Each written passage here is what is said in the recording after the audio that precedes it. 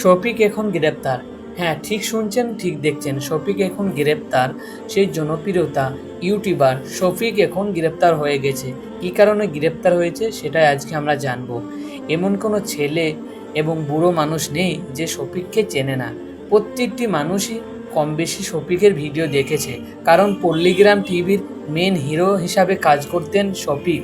শফিককে কিছুদিন আগে কিন্তু পল্লীগ্রাম টিভি থেকে বের করে দেওয়া হয়েছে। কারণ কি ছিল?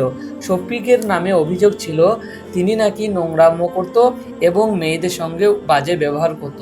সেই কারণে শফিককে কিন্তু বের করে দেওয়া হয়েছিল।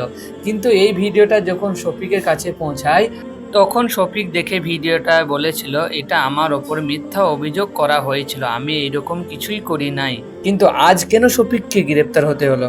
হ্যাঁ, ঠিকই শুনছেন, শফিককে গ্রেপ্তার করা হয়েছে এই কারণেই, শফিক একটা মেয়েকে ভালোবাসতো অল্প বয়সের, এবং মিথ্যা প্রলোভন দিয়ে তাকে বলেছিল আমি বিবাহ করব, অর্থাৎ বিয়ে করব।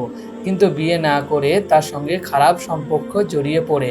তারপর মেয়ে তখন তার বাবাকে বলে এই ব্যাপার আমার সঙ্গে করেছে, শফিক আমাকে বিয়ে করতে চাইছে না। শফিকের ওপর মামলা করে এবং মামলা করার পর শফিককে গ্রেপ্তার করা হয়।